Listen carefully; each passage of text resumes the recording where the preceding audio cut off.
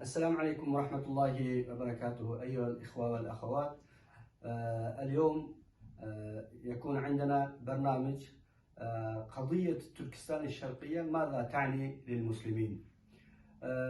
الحلقة الأولى اليوم بإذن الله تعالى بيكون مع الشيخ عيسى ثابت التركستاني المولود في تركستان الشرقية والمقيم في هولندا. عندنا بعض الأسئلة أسأل من فضلته.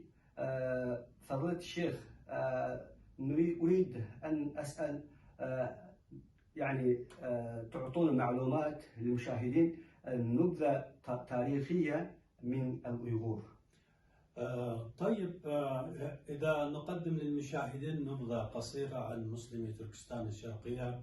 دخل الإسلام إلى بلادنا في آخر القرن الهجري الأول، وانتشر في منتصف القرن الثاني الهجري. يعني دخل الإسلام في عهد الأمويين وانتشر الإسلام في عهد العباسيين حتى أسلم ملك البلاد، وبالتالي حكم ملك البلاد كلها تركستان الشرقية والغربية بالإسلام حتى جاءنا الاحتلال المغولي. والاحتلال المغولي أيضا بقي هناك، فأخيرا بعد الاحتلال المغولي أسلم المغول أيضا، ولكنهم انصهروا بين الشعب التركستاني، فهم أيضا حكموا بالإسلام حتى وصل إلينا، حتى احتل الصينيون بلادنا. نعم، هذه النبذة قصيرة جدا. شكرا جزيلا.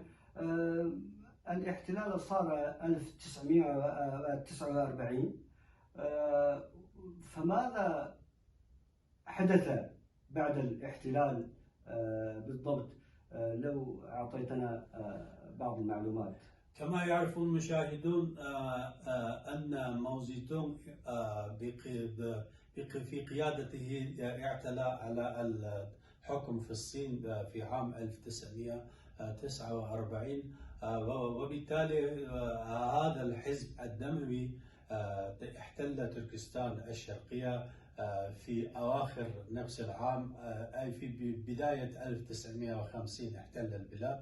فبعد الاحتلال بدأت هذا الحزب الدموي قتل القادة السياسيين وقتل العلماء والتجار ومصادرة أموال الناس وسحب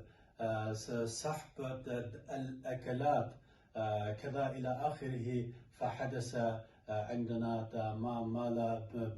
ما حدث حتى أحدثوا شيئا اسمه الثورة الثقافية. ففي ظل هذه الثورة الثقافية أيضا تضرر الشعب التركستاني. الثورة هذه تسمى ثورة تحرير أظن. نعم. يعني هم بالخدع. نعم. هم صوروا للشعب التركستاني نحن جيش التحرير الصيني أتينا نحرر بلدكم، يعني أتينا إلى بلادكم لتنظيف بقايا الظالمين كذا إلى آخره. فهكذا يحتلوا. هم على هذا المنوال استمروا حتى في الأخير اقتنعوا أنهم لا بد أن يقتلعوا الشعب التركستاني من الوجود من جذورهم. فلذلك هم بدأوا تطبيق سياسات ظالمة، منها سياسة تضبيب أو سياسة تصيين تركستانيين إجبارا. فلذلك هم أقاموا مئات المخيمات النازية وأخذ التركستانيون بالملايين إلى هناك، كما ظهر ذلك في الآونة الأخيرة. نعم. فضيلة الشيخ، هذا الشيء هذا الإبادة الجماعية بدأت منذ زمان، ولكن في الآونة الأخيرة يعني في التواصل الاجتماعي يعني الإنسان ما يستطيع أن يتحمل هذه الفيديوهات والصور يعني المكتوبة في الجرائد. يعني لماذا هذا التشدد الشديد والتعامل يعني لا يليق بالإنسان. لماذا الحزب الشيوعي الصيني يتعامل بالأيغور؟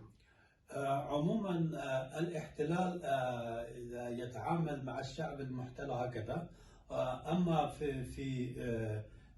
في خصوص الاحتلال الصيني لتركستان الشرقية، هم يرون أن الشعب التركستاني خطر محتمل، وذلك أن الشعب التركستاني يحن لطرد هذا المحتل الصيني من بلاده فيقيم دولته التي احتلت من قبلهم.